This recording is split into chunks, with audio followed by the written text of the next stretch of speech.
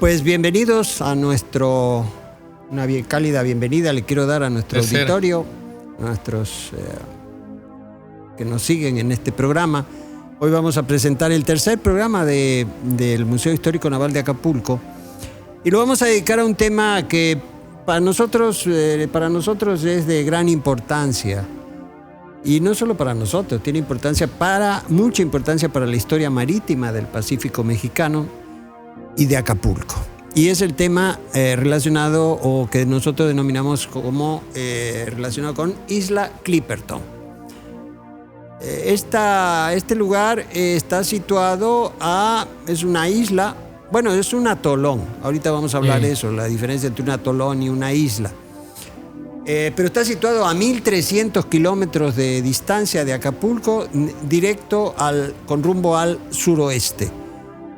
Es una zona difícil porque es una zona que por las altas presiones atmosféricas, las variantes de la presión atmosféricas, atrae las tormentas. Es una zona anticiclónica y entonces las tormentas que se generan en el Golfo de Tehuantepec, que luego pasan por aquí, por Acapulco, que siguen la costa de México casi paralelamente y luego se van abriendo, no en todos los casos, porque hay algunos casos que impactan Jalisco, etc. Pero prácticamente no hay tormenta que no pase por Clipperton. Por eso es que para ir a Clipperton hay que tener en consideración dos aspectos que son claves.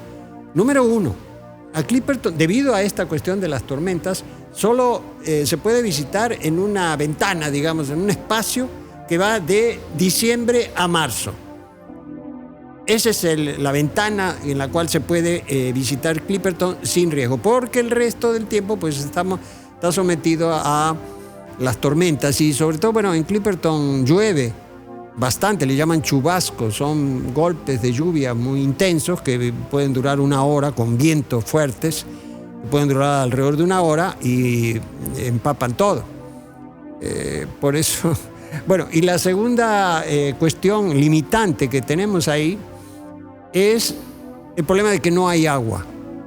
O sea, Clipperton no puede sostener la vida humana porque no hay agua. Es decir, los que vayan ahí o los que vayamos ahí, como fue el caso con la que yo viajé, la expedición dirigida por Jean-Louis Etienne, una expedición francesa, pues llevaban sus equipos para desalinizar agua y ahí sí equipos muy potentes. Ahí te podías, yo digo que te podías dar un baño, un regaderazo ahí, cantar la Traviata y todas las óperas de Verdi, que no te ibas a quedar sin agua, porque un equipo de 4 pulgadas, unos tubos considerables. Entonces fueron muy bien provistos los franceses en esa expedición. Entonces eso que sirva un poquito como introducción. Esto es desde el punto de vista, estamos hablando del punto de vista geográfico, pero desde el punto de vista histórico tiene una gran importancia porque ahí sucedió una tragedia. O sea, ahí mueren miembros de una guarnición mexicana, del ejército mexicano, que quedan abandonados en la isla a partir del estallido de la Revolución Mexicana. Y la mayoría, una gran parte de ellos mueren por hambre, por sed, en fin. Vamos a platicar de esto ya con más detalle. Entonces esa sería una pequeña introducción. Y ya el maestro Marcelo les resumía todo el programa ya. No. Ya si no lo quieren ver, ya no es cierto. No es cierto. También mencionar que, bueno, ya nos volvimos a mover del lugar, ¿no? Y estamos ahora como que... Ese espacio es muy curioso en el museo. Incluso el maestro Marcelo menciona, ¿no?, que está aislado del resto de la museografía porque al igual que Clipperton es una isla. Así es. ¿No? Sí. Podría ser que el guión museográfico vaya en orden cronológico, pero está en medio, ¿no? Este espacio dedicado como tal a Clipperton. Y vamos, también a agradecer, ese ya es el tercer programa y los otros dos han sido muy bien recibidos. Bueno, en primera instancia... creo que deberíamos comenzar definiendo muy bien cuál es la diferencia entre una isla, ¿no?, y un atolón. Sí, porque pareciera muy común o pareciera genérico llamarle pues a todo isla, ¿no? Y Clipperton tiene esa particularidad de ser un atolón, al igual que Tuvalu y otras islas, ¿no?, de Oceanía, o mejor dicho, sí, de otros atolones de Oceanía o del Pacífico, que está conformado principalmente por corales, ¿no? Es el anillo de un volcán que en medio de una laguna salitre, y lo cual dificulta también el acceso, pero también lo hace particularmente extraño, ¿no? Y raro. Muchas de las especies pueden ser endémicas, ¿no? De ahí. Sí, incluso estaba leyendo que podría haber bacterias endémicas, ¿no? En la laguna salitre de Clipperton. ¿Por qué es curioso? Bueno, Clipperton, al igual que otros atolones del Pacífico, se ven amenazados. ¿Cómo podríamos definirlo quizá de una mejor manera? Hay Tarkovsky y también María Zambrano mencionan, ¿no?, que la poesía o lo poético es eso que aparece y desaparece.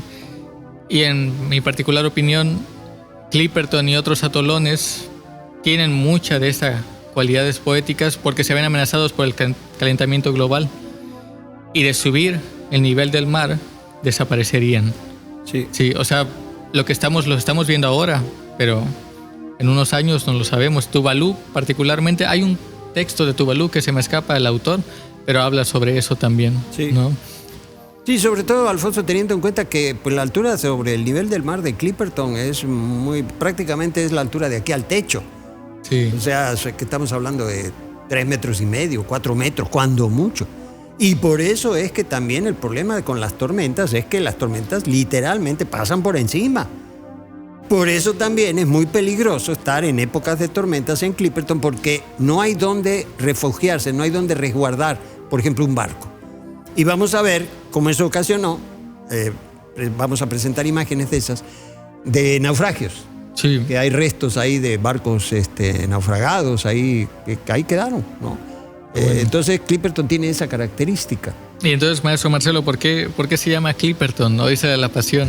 ¿Cuál es el nombre correcto? ¿Cuál Bueno, es el la inventado? verdad es que los dos son los correctos. Sí. Sí, eso es una buena pregunta. Miren, esto tiene que ver acerca de cómo se descubre Clipperton. El descubrimiento de Clipperton, el primero, porque hay dos descubrimientos de Clipperton y por lo tanto hay dos nombres de la isla, sucede en 1709. Cuando John Clipperton, un corsario inglés, se pelea ahí no me acuerdo si con Wood Rogers o Dampier, otros colegas de la misma calaña que él, en el Golfo de Nicoya, ahí en ahorita es costa de Nicaragua, si mal no recuerdo.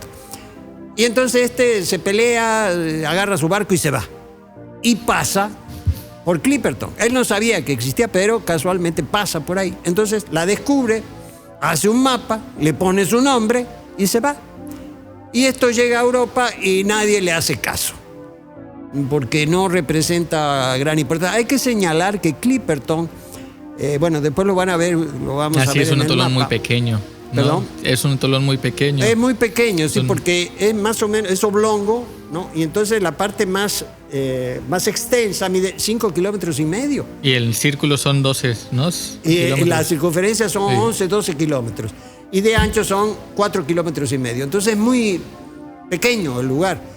Por ejemplo, la distancia entre la laguna y el mar, la parte más ancha, de lo que sería el atolón, mide 300 metros. Y hay partes en donde esa anchura se reduce a 30 metros, inclusive a 20 metros. Entonces no hay donde protegerse. Si vas con un barco ahí, lo mejor, y se te acerca una tormenta, lo mejor es salir corriendo, porque no hay dónde ir. Entonces esto es una característica. Bueno, entonces Clipperton pasa por ahí, como les decía, llega a Europa, el mapa queda, quién sabe, en algún museo en Londres, y ahí queda hasta ese momento la historia. Pero resulta que 2 años después, en 1711, 2 fragatas francesas que pasan por ahí, que no tenían ni idea de la existencia de Clipperton o del nombre de la isla, no sabían nada. Pasan por ahí, entonces la vuelven, según ellos, a descubrir. Y le ponen el nombre de Isla de la Pasión. ¿Por qué razón? Porque llegan ahí el Viernes Santo de 1711, o sea, el día de la Pasión de Cristo. Y así se la conoce, aunque hay que destacar que este nombre de Isla de la Pasión no prosperó mucho, porque ni siquiera los franceses, porque tenemos la carta que está aquí de Clipperton, y es una carta francesa. Se usó esa me la donaron los franceses aquí al museo, en la que la que usamos para llegar a Clipperton, y el nombre es Islote Clipperton, o sea, no dice islote Isla de la Pasión, ni mucho menos. Entonces, bueno, es un poco para desentrañar por qué aparece en algunos casos Clipperton, en otros casos aparece la Isla de la Pasión. Por ejemplo, aquí, en uno de los libros que yo considero de los mejores que hay en cuanto a la historia, de un historiador francés, Hubert Jouet, viajamos con él a Clipperton, yo viajé con él, una persona muy, muy, muy agradable, muy simpática, y él habla de Clipperton, Isla de la Pasión, él sí, pero no son muchos. Por ejemplo, el caso de Rosfelder también, que habla de Clipperton como isla trágica, es decir, aquí habla de Clipperton y aquí habla de la Isla de la Pasión. Aquí están los dos nombres. Y acá en Laura Restrepo, de nuevo, Isla de la Pasión. La Isla de la Pasión, así Sí. es, el título de la novela de Laura Restrepo, que por cierto les recomiendo, vale la pena. Entonces ustedes pueden ver, los dos estos son textos que tenemos aquí en la biblioteca. No hay, desgraciadamente, aún traducción al español, están en francés, pero tenemos tenemos más bibliografía sobre este asunto de Clipperton. Hay trabajos hechos por gente de la UNAM, ahorita se me escapa el nombre, sobre todo una descendiente de la familia de Ramón Arnaud, que fue el comandante de la guarnición mexicana ahí en Clipperton. Ella trabajó en la UNAM, ya falleció, y tiene trabajos de investigación y relatos sobre Clipperton. Inclusive ella fue a Clipperton, pero bueno, eso es a grandes rasgos entonces el nombre de Clipperton. Yo había leído también y visto, bueno, en algunas entrevistas, que según Magallanes la vio cuando iba en su vuelta al mundo, pero no descendió debido a que no era, que no hay mucho que hacer ahí. Que no era importante, sí. Que era un pedazo de tierra más. Sí, yo tengo mis dudas sobre esto. Yo no estoy seguro de que Magallanes haya subido tanto hacia el norte, cuando en realidad su rumbo era hacia el oeste, saliendo del estrecho, que hoy lleva su nombre. Pero bueno, ya hay diferentes versiones, puede ser. Sí. Ustedes saben que en el mar pues hay muchas... los saberes del mar incluyen las leyendas, o los saberes sobre el mar incluyen las leyendas, entonces tampoco las vamos a desechar así. Bueno. Y entonces, maestro Marcelo, Clipperton ha sido una isla deshabitada. Sí. La mayor parte de su historia. Sí. Sí. Porque no hay nada, ni agua, ni comida. No. La mayor cantidad de flora y fauna, ¿qué es? Buena pregunta. Miren, la fauna es muy reducida, es endémica, la fauna endémica de ahí, por ejemplo, los pájaros bobos, que les dicen así porque son muy mansos. O sea, el pájaro bobo anida en el piso. No se sube a un árbol, ni se va a una piedra por allá arriba, no, en el piso. Y son muy mansos, pues, no están acostumbrados a la presencia humana, y entonces te ven y no se mueven. Inclusive hasta a veces los puedes agarrar hasta con la mano. Y a los pollitos cuando nacen, siempre nacen dos, pues los agarras con la mano. Entonces, pájaros bobos hay más de, no sé, yo no recuerdo bien, pero más de fácil 500,000, más. Pájaros fragatas, también otro tanto, 200,000 o 100,000, 200,000 animales de estos. Los famosos cangrejos rojos de Clipperton, ya los van a ver ahorita en las imágenes que vamos a presentar. Que son, pues esos andan por todos lados. Por ejemplo, cuando estuvimos ahí, los catres le ponían recipientes con agua para que no se subieran los cangrejos, porque de repente se subían a la cama, se suben a las mesas en la cocina de la expedición. Cuando estuvimos ahí también, todo con botes con agua, porque si no se mete por todos lados. No dañan, no te muerden ni hacen nada de eso, pero pues no es muy agradable que estás en una cama y de repente te aparece un cangrejo de esos. Sí, ¿no? sí. No es nada simpático. Principalmente es eso. Hay unas pequeñas lagartijas también, que por cierto nosotros colaboramos con uno de los investigadores, un inglés que venía del Museo Británico, una persona, estos investigadores, estos naturalistas que siguen la tradición. Por ejemplo, y aparece una imagen, tenemos una foto de él en la popa del barco del Rara Avis, con el que fuimos a Clipperton. Él no tomaba foto de la flora ni de la fauna, no, los dibujaba con las técnicas de aquellas técnicas de dibujo del siglo XVIII, que eran casi fotográficas, ¿no? En internet creo que hay. Yo ahora que estuve preparando, investigando, vi dibujos, creo que han de ser de él. Sí, sí, prácticamente, porque yo no supe de otro que hiciera una cosa así. Y entonces ahí le andábamos ayudando a agarrar las lagartijas, porque pues agarrarlas entre las piedras, en fin. Nos divertimos mucho, por cierto. Entonces, ¿En qué año fue, maestro Marcelo? 2005. 2005. Sí. Sí. Prácticamente es casi todo. Fue una expedición científica. Sí, ¿no? Ahorita voy a hablar de eso. Esos son, digamos, de la fauna lo más connotado, ¿no? Hay líquenes, hay musgos, hay algunos cocoteros que llegaron ahí, pues no se sabe exactamente cómo, pero hay que tener en cuenta que pueden haber llegado por parte de naufragios o el coco, ustedes saben, navega. Los cocos. Hay una foto que vamos a presentar también de un pájaro parado sobre un coco en medio del Pacífico, cuando íbamos rumbo a Clipperton. Es increíble esa foto. Bien, entonces, eso sería una primera parte, una pequeña introducción a Clipperton, ¿no? ¿Dónde está? ¿Qué es?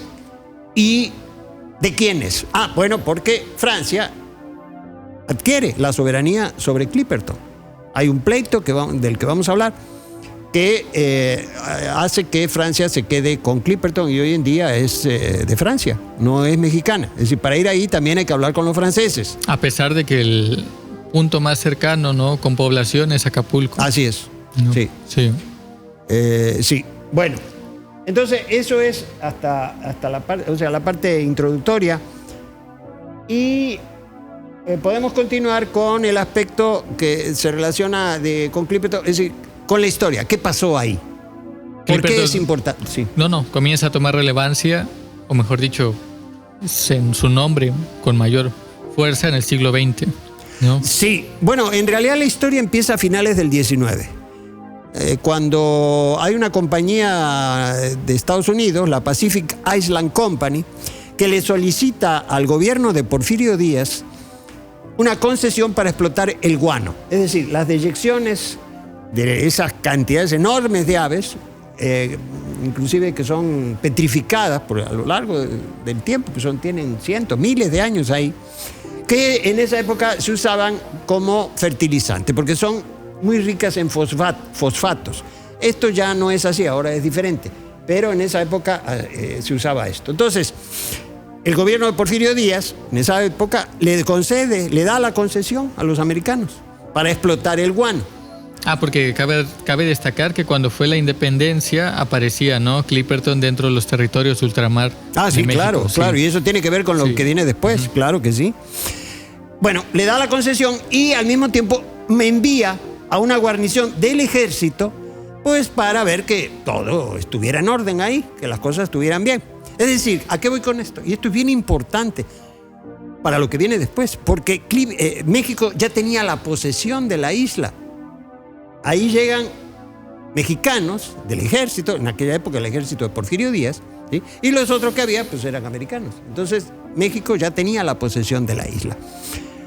Ahora se organiza la extracción del guano, que por cierto lo cargaban, los americanos construyen un muelle, inclusive construyen un pequeño ferrocarril con unas furgonetas, con unas vagonetas como las de las minas, ¿no? Cargaban el guano ahí y lo llevaban por el muelle y lo vaciaban en un barco que llevaba el guano a San Francisco y lo vendían a $10 la tonelada. Esto es importante también. Y el barco de regreso, como no hay agua, traía víveres, pertrechos y agua para los americanos que estaban ahí, mientras que los mexicanos se abastecían de agua, de pertrechos, de víveres, ¿sí?, y de tierra, porque inclusive llevaron 30 toneladas de tierras por medio de un barco que se llamaba Corrigan II, que salía cada 6-8 meses más o menos de aquí de Acapulco, con todo ese tipo de pertrecho. Y así pues la iban llevando. El agua pues la recogían principalmente de los chubascos, agua de lluvia. De los cocos. ¿Cómo? De los cocos. Sí. Sí. No era nada sencillo, pero de todas maneras se empieza a desarrollar la vida ahí. hasta que se interrumpe esto, comienzan los problemas, porque hacia 1906, si mal no recuerdo, 1907, pues los americanos dicen, nos vamos. ¿Por qué nos vamos? Porque como se descubre guano, ya importantes yacimientos de guano en el Pacífico Sur, entonces el precio del guano en San Francisco baja. Y los americanos dicen, no, pues ya no me dan los $10 la tonelada, ya no me conviene, me voy.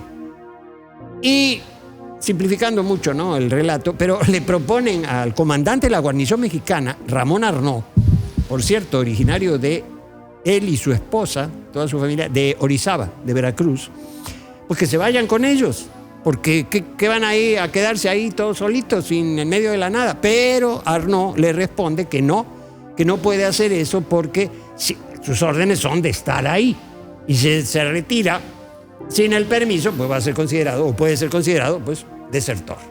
Se quedan ahí y entonces ahí viene el problema, porque bueno, Arnaud, creo que Laura Restrepo lo menciona, hace un viaje para pedir pues apoyo, ¿no?, para eso. Inclusive creo que en ese viaje lo nombran gobernador de la isla.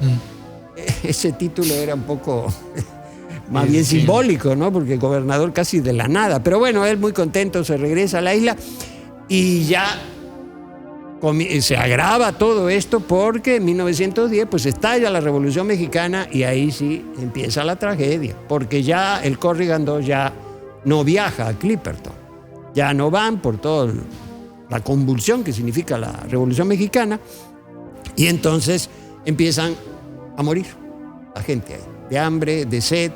Se habla de el agua de un coco para 10 personas diario. Eran como 80, ¿no? Más o menos. No, era un poco menos, sí, más o menos, pero no, eran menos.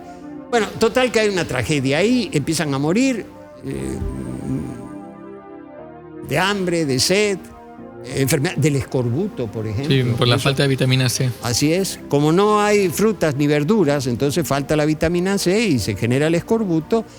Y en realidad la gente no se muere de escorbuto, se mueren de hambre, porque se hinchan las encías de tal manera, bueno, se hinchaban en aquella época, ahora ya es diferente, ¿no? Se caían los dientes y no podían comer, por eso se morían de hambre. Hay unos relatos, por ejemplo, en la ruta Acapulco-Manila hay relatos que bastante, hasta diría yo, escalofriantes, casos de escorbuto. Bueno, mueren, decimos, hasta que en 1914 muere ya finalmente el comandante Arnaud, junto con el teniente Rendón. Se habla de que vieron un barco y se lanzan en una lancha, en una canoa, a buscar el barco, a buscar ayuda, pero la canoa zozobra, naufraga ahí en las rompientes de Clipperton, son muy fuertes. Por eso también el problema de ir a visitarle nada más en el periodo establecido, porque el resto no puede bajar. En una ocasión fueron unas personas de aquí del Club de Yates y fueron en mayo. Yo les dije que no era una buena idea, pero me dijeron, no hay problema. Ok, adelante. Pero no pudieron bajar. Se pasaron 2 días dando vuelta alrededor de Clipperton porque las rompientes, o sea, el oleaje en la playa es muy fuerte y no te deja bajar. Bueno, muere entonces Arnaud, el teniente Rendón, y quedan como sobrevivientes Alicia Rovira, la esposa del comandante Ramón Arnaud, Altagracia Quirós, que era su sirvienta. Y por cierto, Alicia Rovira con 4 hijos. Inclusive el menor de ellos, un pequeño, nace en Clipperton. Entonces, Altagracia Quirós, su sirvienta, Tirsa Rendón, que posiblemente era una compañera de alguno de los miembros, posiblemente del teniente Rendón, aunque esto no está, no lo podemos certificar, pero por los apellidos nos imaginamos. Y varios niños, se habla de 3, otros hablan de 9, de 8, en fin, que posiblemente fueron huérfanos de alguna pareja o de las parejas de la guarnición mexicana. Ustedes recuerden que en esas épocas las mujeres viajaban con los ejércitos, ¿no? Las famosas soldaderas de la Revolución, Adelitas, por ejemplo, ¿no?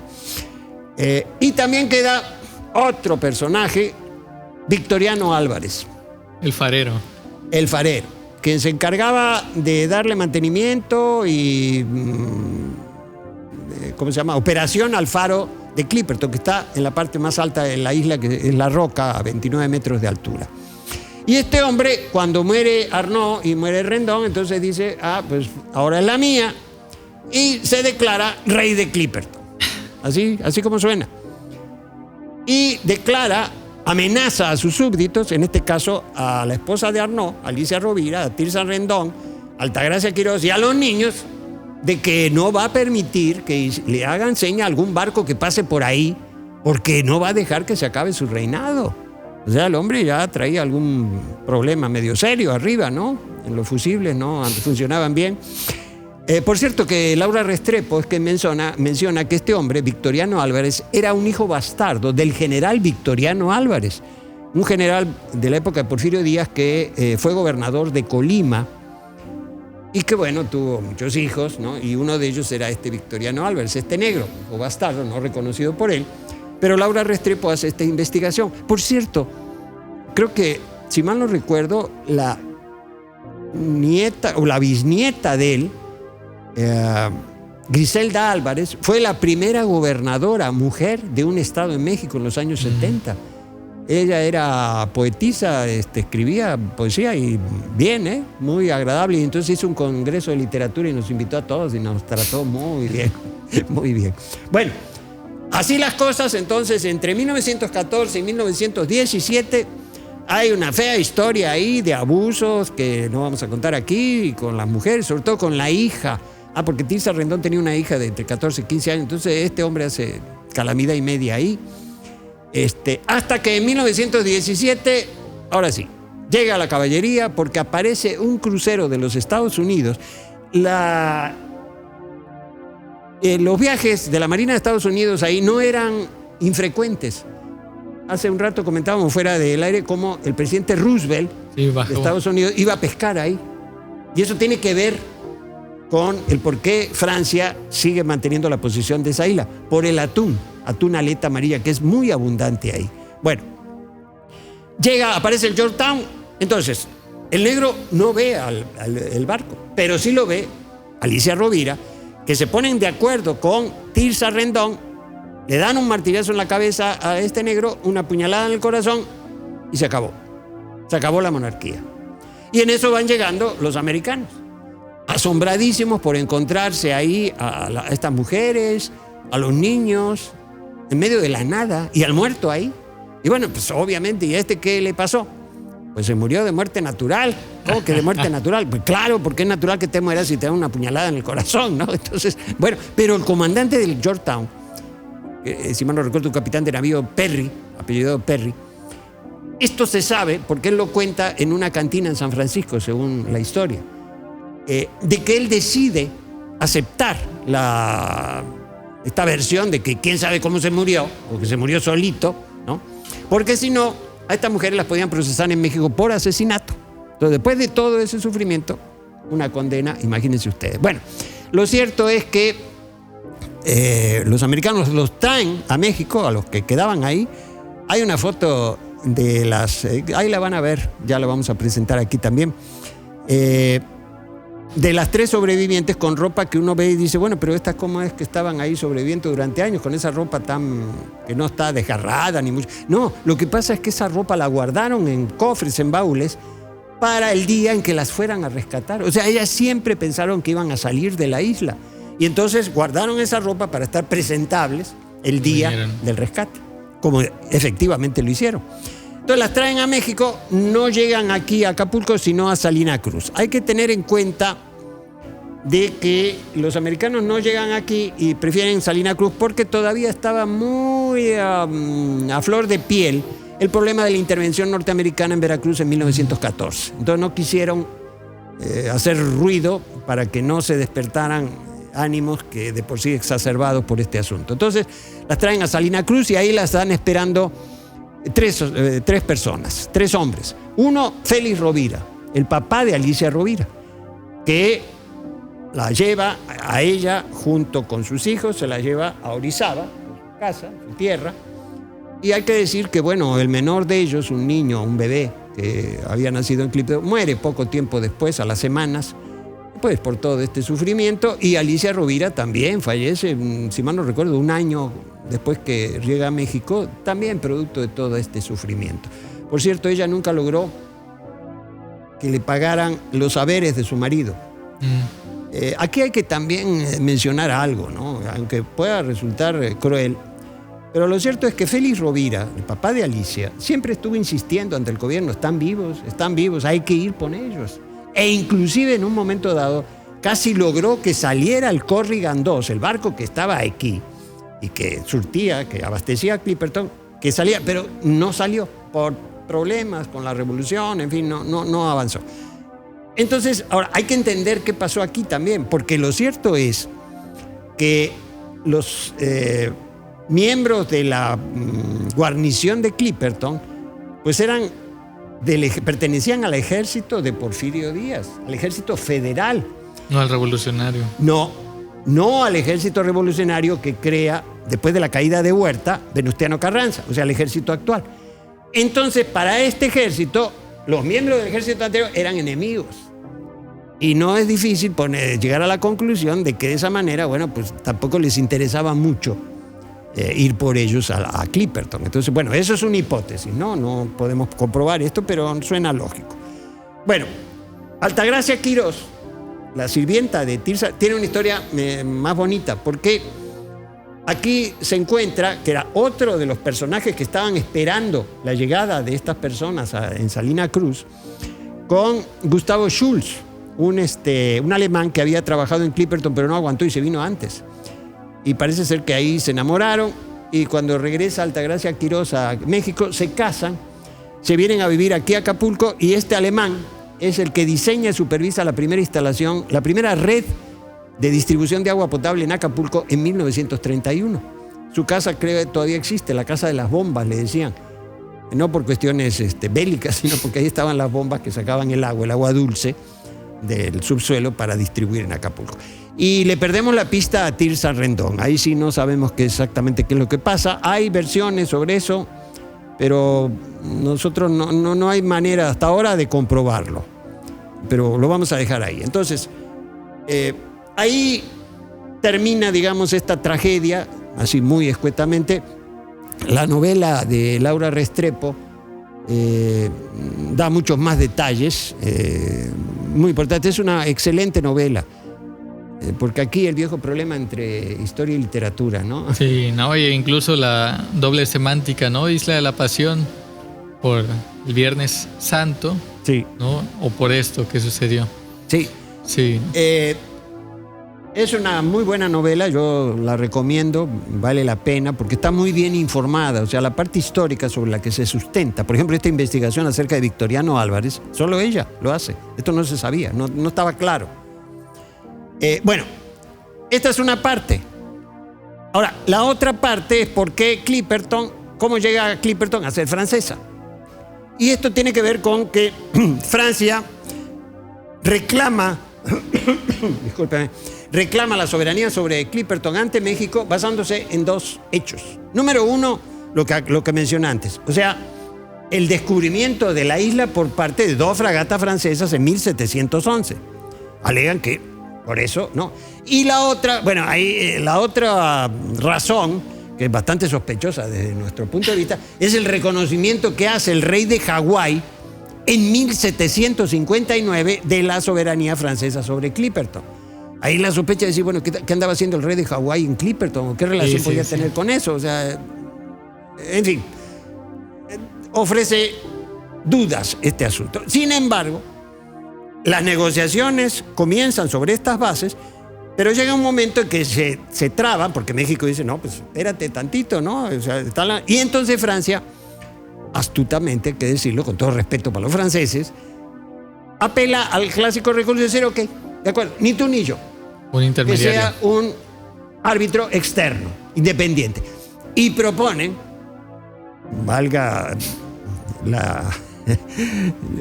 ustedes van a juzgar qué tan externo era el conflicto, porque proponen a Víctor Manuel III, al rey de Italia, su vecino, su amigo, como árbitro. Bueno, así las cosas, pero ¿qué pasa? Todo se detiene porque estalla la Revolución Mexicana y entonces eso queda atorado. No solo eso, peor todavía, en 1914 estalla la Primera Guerra Mundial en Europa, menos. Pero hasta que en 1931 Víctor Manuel falla a favor de Francia.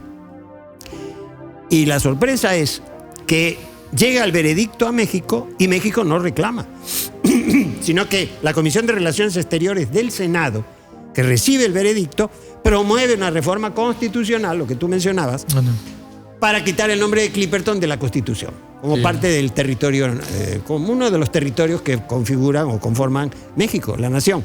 Está, bueno, bien curioso esa cuestión, ¿no? Yo recuerdo mucho que incluso dentro del imaginario de las islas aparece también esta otra isla en el Golfo, la isla Bermeja. ¿no? Es otra sí, historia. Que un amigo mencionaba, no, es que Estados Unidos la bombardeó para desaparecerla, que según también era un atolón, porque si ya desaparecía ya podía, ¿cómo se llama?, reclamar más territorio.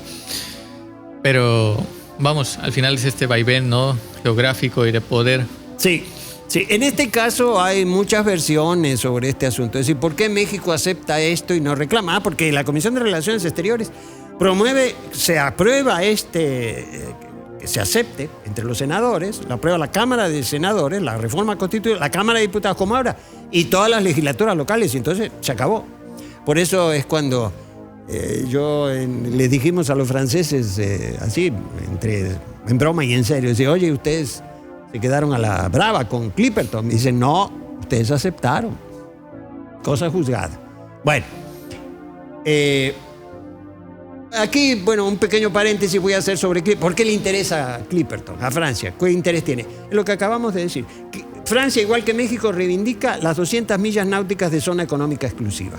Entonces eso le da acceso a Francia y a la Unión Europea, esto es importante, a las pesquerías de atún, aleta amarilla, que son muy abundantes ahí. ¿Y por qué me refiero a la Unión Europea? Porque, bueno, Francia tiene sus convenios con la Unión, parte de la Unión Europea, y entonces llegan a pescar también ahí.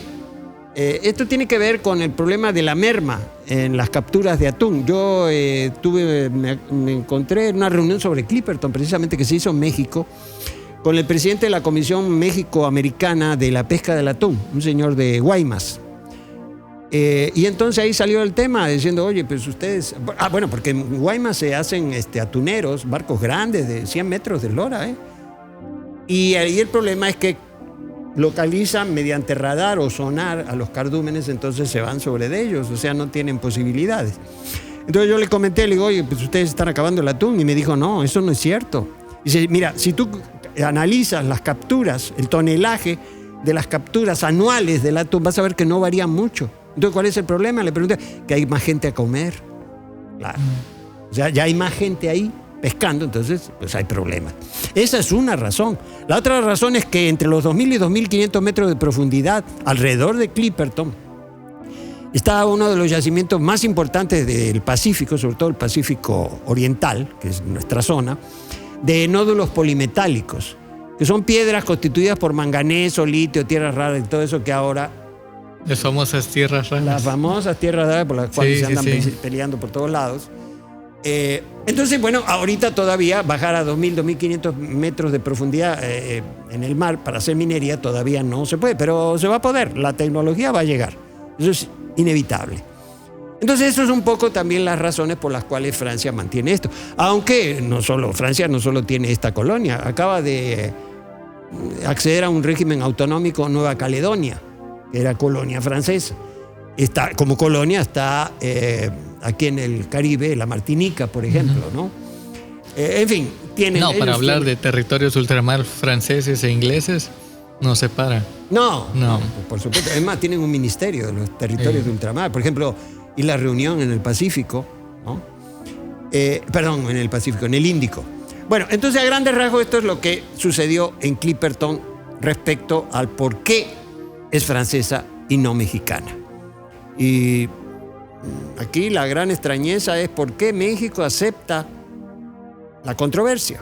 Ahí hay muchas opiniones también, entre otras que le dieron mordidas a los diputados, Limantour, el ministro de Economía, el poderoso ministro porfirista, también ahí anduvo metido en el asunto. Puede ser.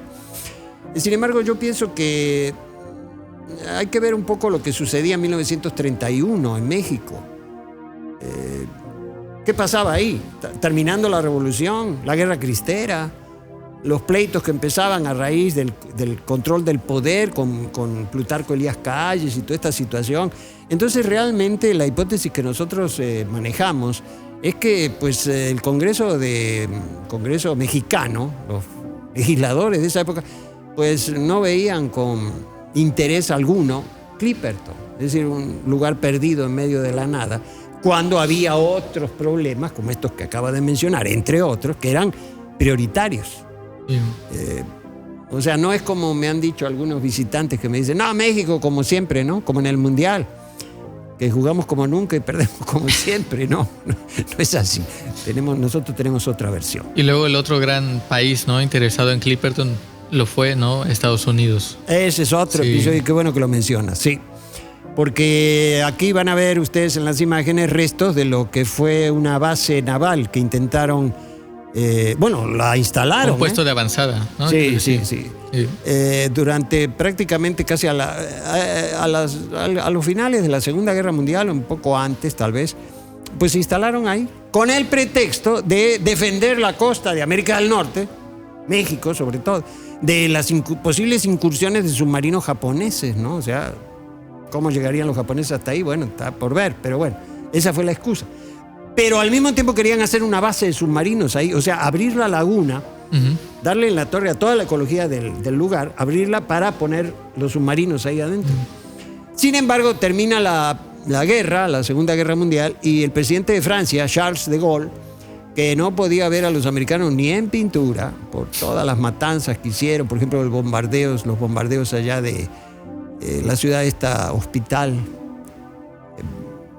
no sé si era Brest, una de los lugares del norte de Francia, que los bombardean, los hacen pedazos. Era una ciudad hospital. Ahorita se me fue el nombre, pero bueno. En fin, entre otras cosas. Y muchos desastres que hicieron los americanos en Francia. Entonces les dijo, no, se van para afuera. Y los americanos primero, no, que mira, que no sé qué. Dijo, no, van para afuera, y se tuvieron que salir.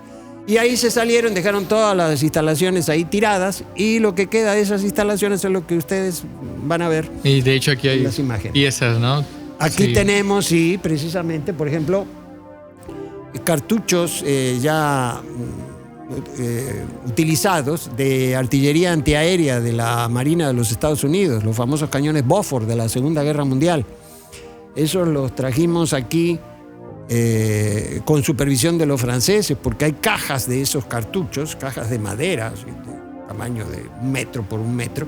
La madera ya desapareció, pero los proyectiles están intactos. Obviamente son de la Segunda Guerra Mundial, lo más lógico es que ya no sirvan, pero si hay uno que sirve y te toca, ¡pum!, y hasta ahí llegaste. Entonces hay que andar con mucho. Recordemos que todavía en Europa siguen encontrando bombas, ¿no?, de la Segunda Guerra Mundial. Sí.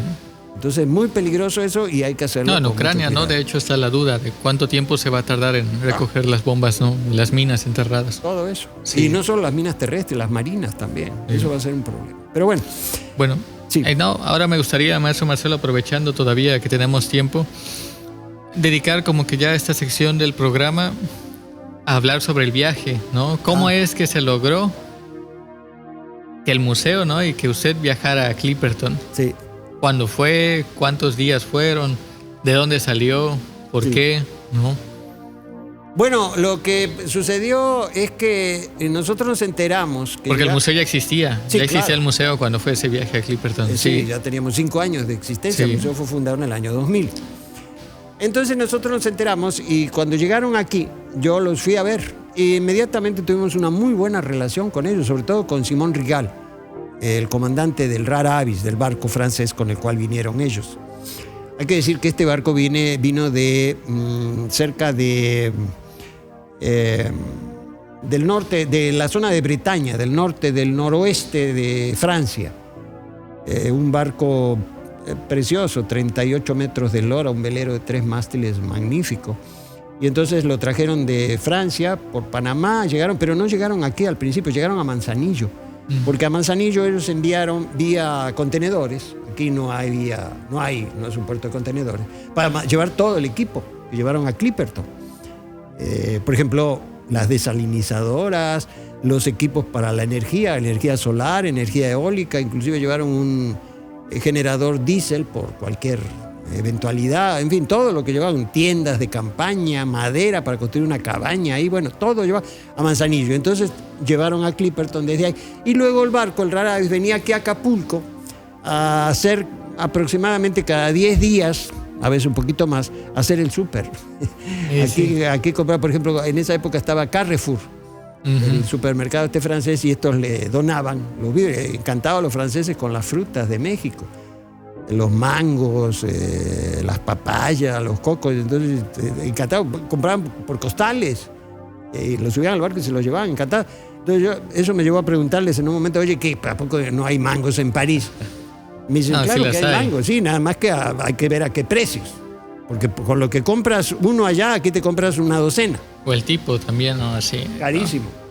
Bueno, entonces nosotros entablamos esa relación y funcionamos como apoyo en tierra de la expedición de Jean-Louis Etienne. Es decir, cuando llegaba al barco nos encontrábamos y entonces me decían, oye, necesito comprar, no sé, tornillos o herramientas o cualquier cosa. ¿Dónde vamos? Y nosotros los llevábamos ahí a los diferentes lugares porque llevaron equipo de buceo. O sea, fue muy completa la expedición, muy completa. Y un día me dijeron que tenían problemas con la tripulación porque no podían completar la tripulación debido a que parte de la tripulación se iba de vacaciones y son muy rigurosos ahí, O sea, que te toca las vacaciones, todo el mundo, adiós, ahí nos vemos y hasta que regrese. ¿Y le tocaron las vacaciones aquí? Sí. Vale. Y entonces me dicen, oye, vamos a Clipperton, te invitamos a Clipperton y nos ayudas, No me lo dijeron 2 veces. No terminaban de decirme, yo ya estaba en el barco. Bueno, y así fue como arrancamos rumbo a Clipperton. ¿Y recuerda qué día salieron? Sí, fue un sábado. ¿Un sábado? Sí, un sábado, temprano. Empezamos a salir, la indicación fue que abordáramos el barco la noche anterior para poder salir temprano. Porque el barco no solo venía a hacer el súper, sino también a recoger científicos que vinieron de todo el mundo, que llegaban aquí, llegaban a la Ciudad de México, luego llegaban aquí y se hospedaban en el Hotel Elcano, todavía. Y ahí esperaban que llegara el Rara Avis para ir a Clipperton. Entonces, en ese viaje fue cuando viajé yo con Hubert Jouet. Estuvimos platicando la historia de Clipperton, un personaje magnífico, por cierto, aprendí muchas cosas con él. Pero bueno, entonces la idea era salir temprano, pero nunca pudimos salir temprano porque se les ocurrió a alguien comprar pan y hasta que abría la panadería. Entonces fuimos como a las 9 de la mañana, pero ahí arrancamos. Y bueno, pues es una imagen bastante emocionante. ¿Cuánto tiempo pasó en el barco para que dejara de ver Acapulco? Pues a la velocidad del Rara Avis, que estamos hablando de unos 6 nudos de promedio más o menos.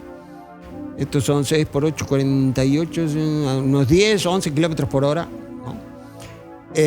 Pues más o menos ya en la tarde, como a la 1, 2 de la tarde ya no se veía los cerros. Sí, porque estamos hablando que el Rara Avis es un barco de vela. Sí, claro. Sí, bueno, sí. Navegaba con vela y motor, pero principalmente sí, es un velero. Sí, porque la doctora Vivian Solís. Sí, ella ha ido con el Puma, ¿no? Sí, claro. Sí, el barco de la UNAM. De la UNAM, el oceanográfico de la UNAM. Sí, porque ella fue directora del Instituto de Limnología y Oceanografía de la UNAM. Y también dice, mencionaba que fue después, ¿no? También en esa expedición. Sí, exacto. Sí. Después que yo fui, regresé en la rotación que me tocó a mí, porque le llamaban rotación al periodo que estaba el Rara Avis en Clipperton, entre una ida y otra, o sea, entre una avenida y otra aquí a Acapulco.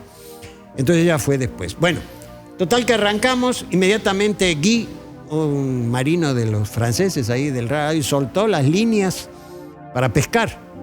Y como a las 2 de la tarde pescó un dorado.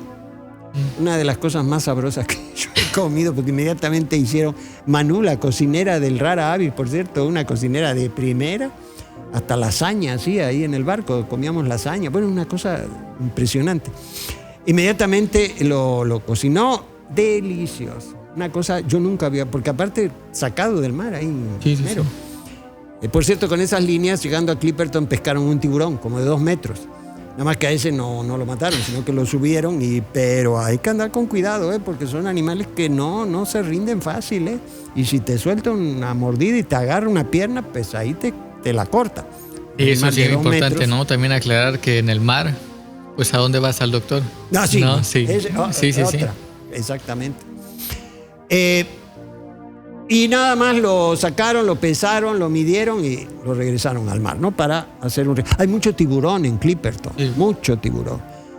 Hay que andar con cuidado ahí también. No es peligroso. La variedad de tiburón de Clipperton en realidad no atacan al ser humano, como es el caso, por ejemplo, del tiburón blanco, en el gran arrecife de Australia, el otro que le llaman pez martillo, que eso sí, ataca.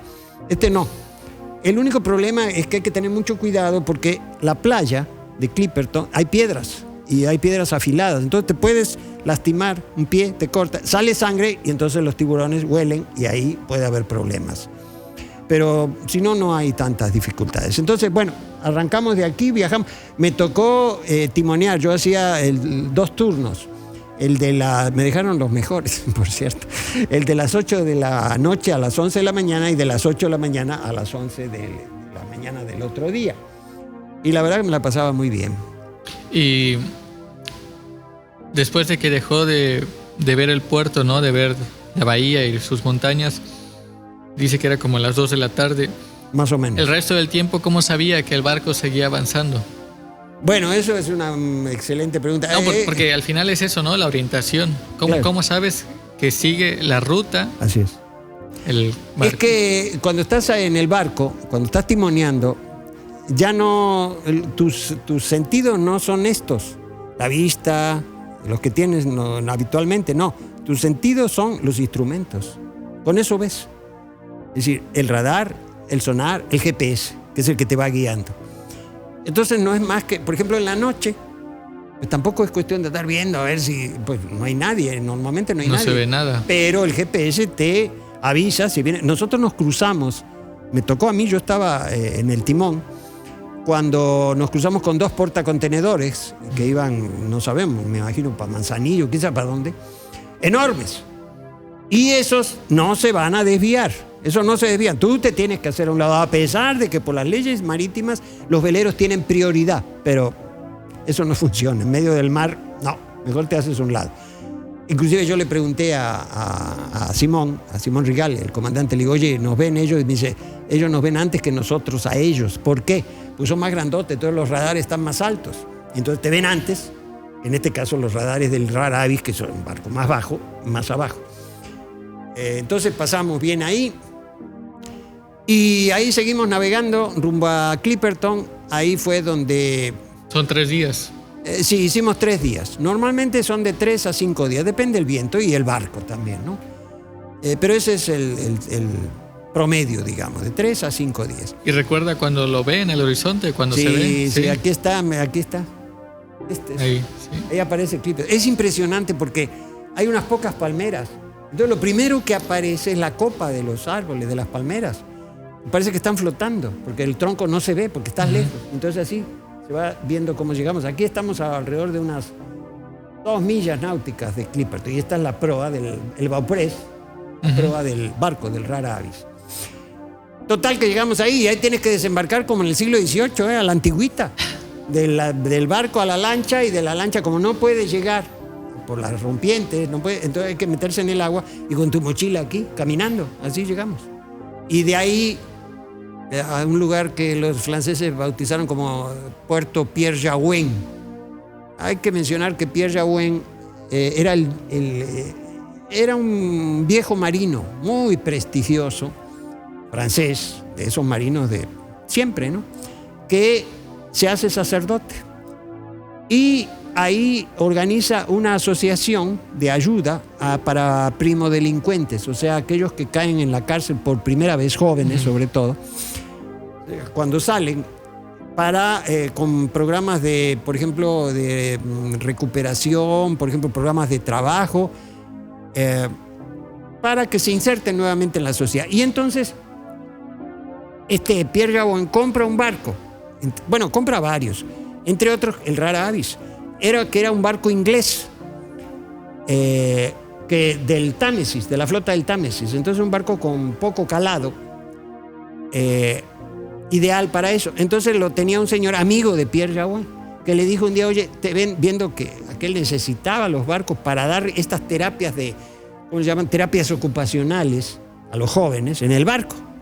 Entonces el barco, bueno, está destinado, todavía hoy lo sigue haciendo, de Francia, de cerca de, ¿cómo se llama el puerto francés de los corsarios?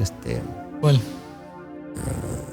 Famoso del norte, bueno, ahorita me acuerdo, cerca de Brest. Bueno, de ahí a la Martinica, y van trabajando para volver a insertarse en la sociedad. Y entonces este amigo de Pierre Jaouin le dice, oye, te vendo mi barco. Y Jaouin le dice, no, pues ¿cómo te voy a comprar el barco? No tengo dinero. No, yo te lo vendo. Oye, pues ya te dije que no. Total que se lo vende en un franco. Sí, porque por cuestiones legales, entonces se lo vende. Y ahí está el barco, Rara Avis. Tienen más, tienen uno de 3 más triple. El Rara Avis es de acero, el casco. Pero tienen una como pequeña fragata de madera, la Belle Espoir, la Bella Esperanza. Es una preciosura. Tienen otro ahora también, tienen uno tipo sloop, como los veleros de aquí del Club de Yates, de un solo mástil con velas con velas Marconi. Tienen varios y siempre lo dedican a este tipo de actividad. Entonces, llegamos a Clipperton, bajamos ahí tipo siglo XVIII, ¿no? Y llegamos al campamento. Por cierto, al campamento ellos ya tenían organizado, tenían una cuatrimoto que iba entre el puerto Pierre Jaouin y el campamento, que está en un pequeño bosquecillo que hay ahí de palmas, que es todo lo que queda. La única vegetación que hay prácticamente ahí. Y ahí, bueno, nos encontramos 3 tiendas. Una tienda que estaba destinada, grande, ¿no? Que estaba destinada para los invitados, ahí estaban los catres. Otra estaba destinada al taller, porque llevaron un taller completo, Y una tercera que estaba dedicada a toda la cuestión de comunicaciones y internet, porque tenían internet ellos vía satélite. Desarrollaron eso. Y aparte tenían el comedor y la cocina un poquito apartado de todo esto. Entonces estaban perfectamente instalados los franceses ahí. El equipo que llevaron fue muy completo, por cierto, ¿no? Se gastaron, por cierto, tengo algo así como 6,5 millones de euros en esa expedición. Y no faltaron protestas en Francia, ya saben, de que por qué se gasta ese dinero cuando había otras necesidades, pero bueno, eso pasa, suele pasar. Pero vamos, creo que el propósito de esas expediciones es abonar, ¿no?, a la ciencia. Claro, son expediciones científicas, sí, todos claro. los que lo acompañan no van de turistas, no van de paseo. Ahí viajaron turistas, científicos de todo el mundo. Por ejemplo, yo ahí conocí, había un par de neozelandeses. Esos estaban haciendo el inventario de los corales del todo el Pacífico. O sea, se dice fácil, pero es una cosa enorme, es un trabajo de años. Incluso el permiso, ¿no?, para descender a la isla, supongo que sería difícil yendo de turista. No te lo dan. Sí. No, los franceses no quieren saber nada de eso. Ellos sí dan permiso y no hay mayores problemas para cuestiones de tipo científico. Por eso llegó Vivian Solís con el Puma. Pero hay que hablar con ellos. Porque yo siempre digo, ¿qué diríamos nosotros si ellos se bajan a la Brava en las islas Revillagigedo? Que quedan a 1,000 kilómetros, ¿no?, de Clipperton. Que quedan a 1,000 kilómetros. O sea, no nos va a gustar. Bueno, lo mismo ellos. Entonces hay que respetar esto. Bueno, total que ahí llegamos, comimos muy... Ahí yo, por cierto, una cosa que siempre recuerdo, que yo aprendí en Clipperton, que el atún no se da en lata. No, se da en el mar. Hacían ahí, Manu hacía unas rodajas de atún así, se me hace agua en la boca, así gruesas a la parrilla, una cosa deliciosa, pues, increíble. Ahí nos dedicamos, bueno, yo participé con los demás científicos en la recolección de basura. Porque ese es un problema, es una mala noticia. Bueno, lo que tenemos aquí. Llega la basura, plástico sobre todo, flotando. Toda la basura que llega a Clipperton es la que flota. Y bueno, hay que decirlo, podríamos decir que la mayoría de la basura que llega a Clipperton llega de México, por 2 razones. Una, somos los que estamos más cerca. Y 2, las corrientes que pasan por aquí, enfrente de la bahía, la corriente California, con la que bajaban los galeones desde la costa del norte de Estados Unidos durante la época de la ruta Acapulco-Manila, pasa por aquí enfrente y va a dar a Clipperton. Entonces, toda la basura que tiramos en la playa que va a dar al mar y que flota, allá va. Y bueno, recogimos esa... salíamos todos en las mañanas a recoger basura en la costa, en la playa de Clipperton. Las poníamos en unas costales grandes, así como de yute, así como tela de esa de los costales de azúcar, ¿no? Grandes. Y ahí después pasó después una fragata francesa, de la Marina Francesa, que la mandaron desde Tahití, de las Marquesas, a recoger la basura a Clipperton para llevarla a Jamaica. No, perdón, a Jamaica, a la Martinica, donde tienen una planta procesadora, porque el plástico no lo puedes quemar. Porque te queda ahí una plasta que va a durar, no sé, 1000 años o una cosa así. Entonces hay que procesarlo. ¿Cuánto tiempo estuvo allá, maestro Marcelo? Alrededor de 5 días. Un poquito más, entre 5 y 6 días, sí. Entonces eso hacíamos en la mañana. Y por cierto, a mí se me ocurrió la idea de traer basura de Clipperton aquí para presentar esto. Entonces fue bien chistoso porque le pregunté al director de la expedición, a Jean-Louis Etienne, un oceanógrafo, el heredero de Cousteau. Por cierto, Cousteau estuvo ahí en Clipperton, sí. En 1972, sí.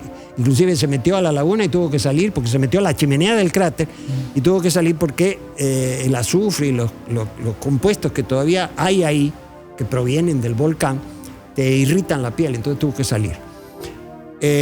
Y entonces le pregunté a Jean-Louis Etienne si me permitía llevarme traerme basura aquí a Acapulco, y me dijo, bueno, ¿y para qué quieres la basura, no? Y entonces le expliqué la idea que teníamos de hacer esto y me dice, oye, eso está muy bien. Entonces, ¿me puedo llevar la basura? Y me dice, llévatela toda. Nada, que poquito, no, llévatela toda.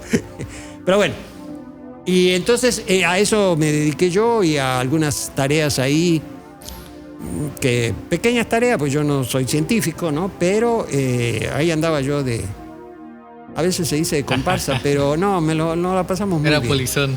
Un poco así.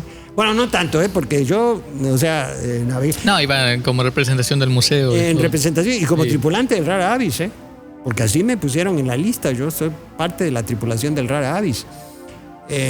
La guardia que más me gustaba era la de la noche, porque estaba yo ahí solito y los franceses llevaban una música excepcional. Edith Piaf y, bueno, los que a mí me gustan, ¿no? Entonces con la música y con los ojos en los instrumentos, porque afuera es la nada, no se ve. Muy poco se ve. El mar, me contó ahí Jean-Marie, uno de los compañeros de la tripulación del Rara Avis, una imagen que le pasó, que él presenció, participó en ella, inclusive en el Mediterráneo. Dice, una noche el mar estaba tan calmado que parecía como espejo, como aceite.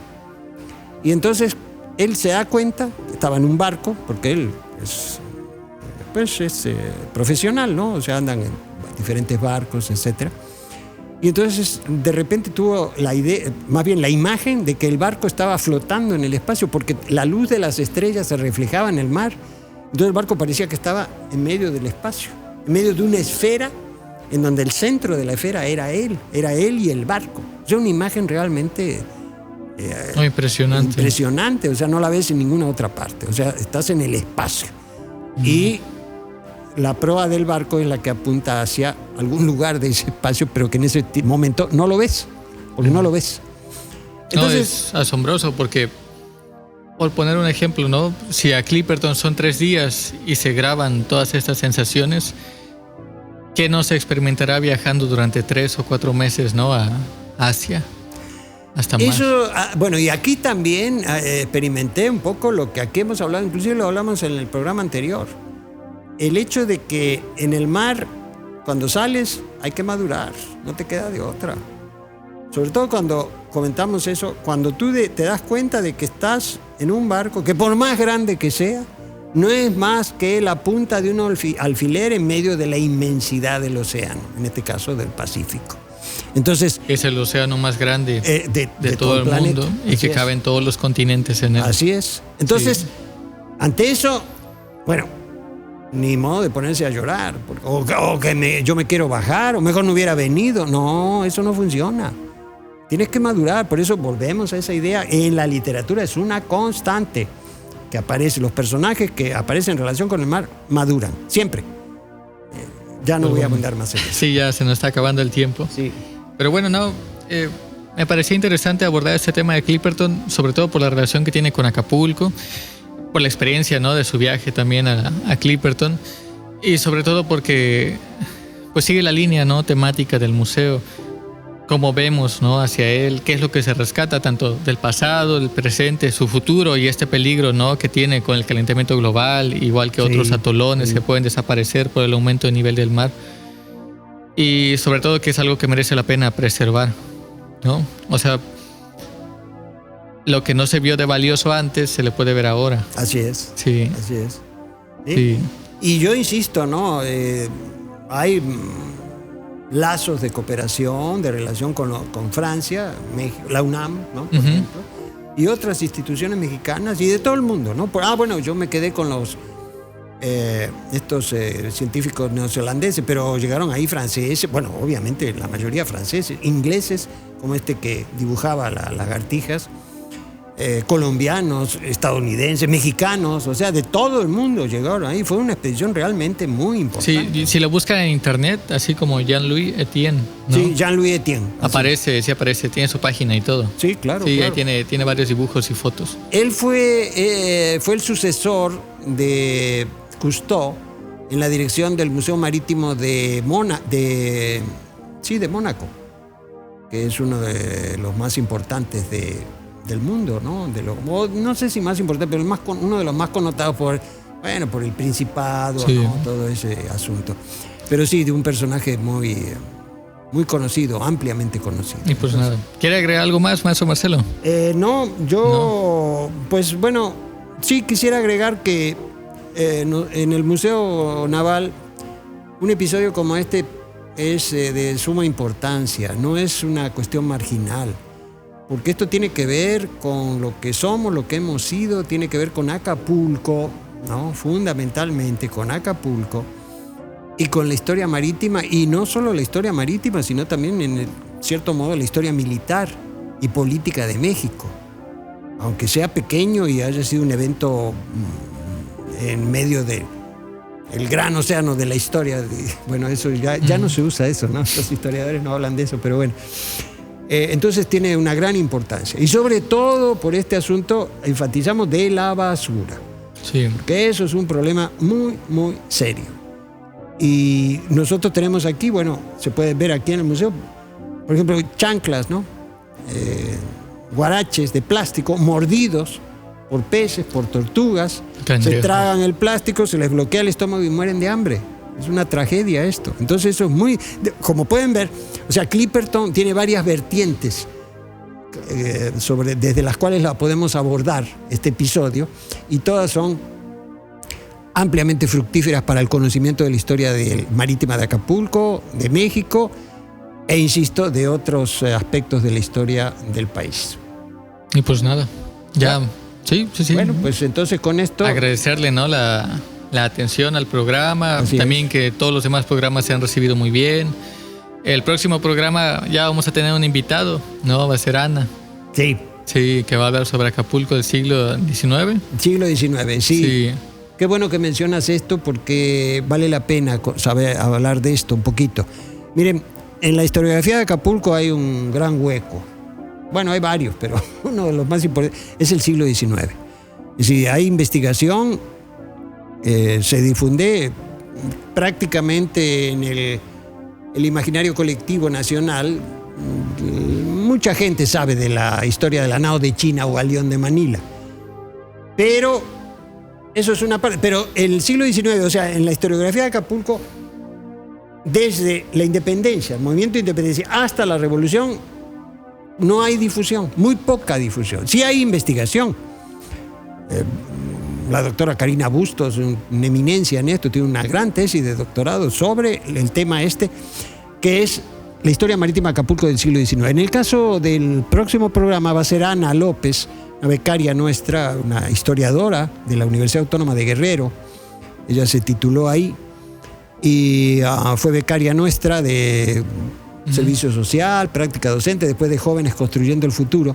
Y entonces elaboró un trabajo que es Historia Marítima de Acapulco, siglo XIX, entre 1850 y 1870, la fiebre del oro. El periodo de la fiebre del oro en San Francisco. cuando Acapulco era escala obligada de los barcos que hacían la ruta Panamá-San Francisco y San Francisco-Panamá. Aquí era escala obligada. De eso vamos a hablar el próximo programa. Y nada, agradecerle también a Víctor y a Camps que están ahí en los como controles. Siempre, nuestros jefes de máquinas, que estos son los que... Ellos son los que echan a andar todo este aparato. Ellos son los que navegan aquí con nosotros. Le echan viento a nuestras velas. Muchísimas gracias, por cierto. Claro que sí. Pues con eso, agradecer la atención y hasta la próxima.